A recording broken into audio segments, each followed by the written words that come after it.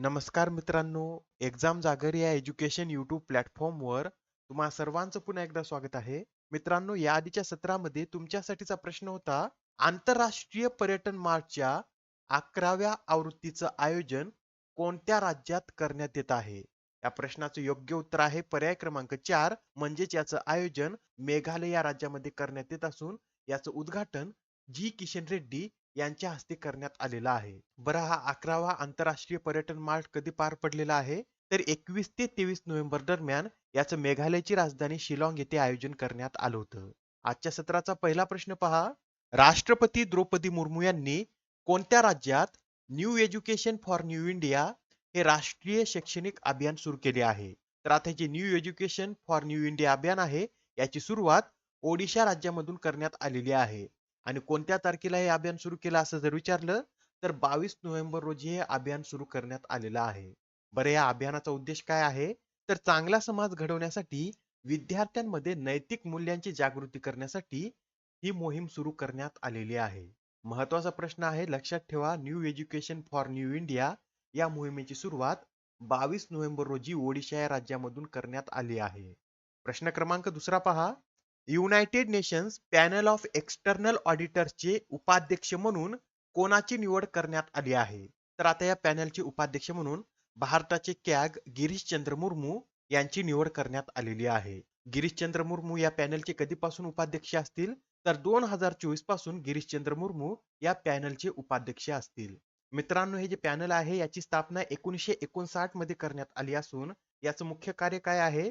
तर United nations system तयार करणाऱ्या संस्थांची जबाबदारी, पारदर्शकता आणि प्रशासन वाढवण्यासाठी योगदान देणे हे या पॅनलचे मुख्य कार्य आहेत. आणि या पॅनलमध्ये जागतिक स्तरावरील 12 सर्वोच्च लेखापरीक्षण संस्थांच्या प्रमुखांचा समावेश होतो. बरं, आता इथे भारताचे नियंत्रक आणि महालेखापरीक्षक यांचा उल्लेख आलेला आहे. तर याविषयी हे सुद्धा लक्षात ठेवा.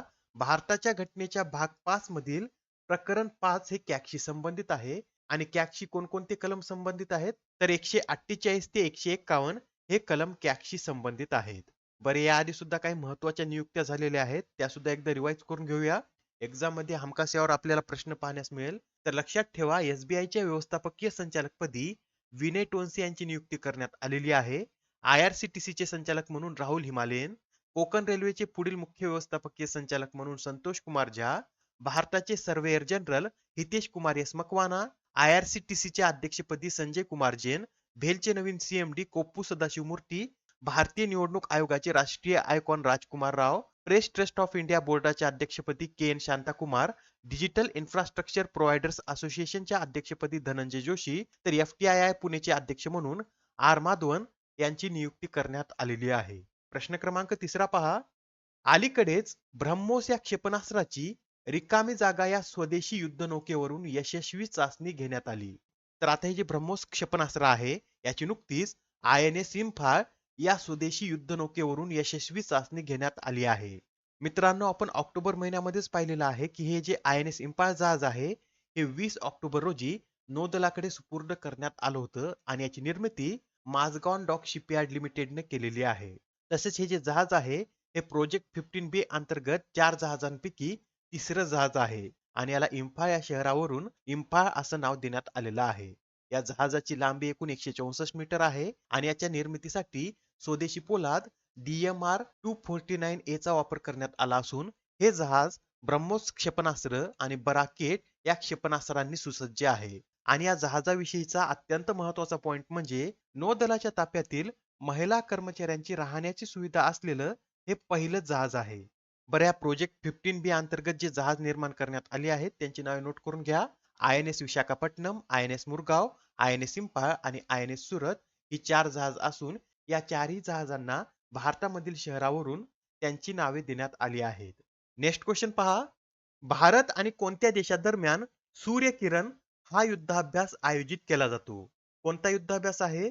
तर सूर्यकिरण असे या युद्धाभ्यासाचं नाव आहे आणि हा युद्धाभ्यास भारत आणि नेपाळ या दोन देशादरम्यान आयोजित केला जातो. बरं, यावर्षी या युद्धाभ्यासाची कितवी आवृत्ती आयोजित करण्यात येत आहे? तर यावर्षी या युद्धाभ्यासाची 17वी आवृत्ती 24 नोव्हेंबर पासून सुरू झाली आहे आणि ती 7 डिसेंबर पर्यंत चालणार आहे. बरं, आपल्याला एक्झाम मध्ये असं विचारलं जाऊ शकतं की सूर्यकिरण या युद्धाभ्यासाचं आयोजन भारतामधील कोणत्या राज्यात करण्यात आले होते? तर नोट करून घ्या, याचं आयोजन उत्तराखंड मधील पिथोरगड येथे करण्यात येत आहे. याआधी सुद्धा काही महत्वाचे युद्धाभ्यास पार पडलेले आहेत, ते सुद्धा आपण एकदा पाहून घेऊया. तर पहा, वज्र प्रहार या युद्धाभ्यासाची 14वी आवृत्ती मेघालयच्या उमरो येथे आयोजित करण्यात आली आहे आणि हा युद्धाभ्यास भारत आणि अमेरिका या दोन देशांदरम्यान आयोजित केला जातो.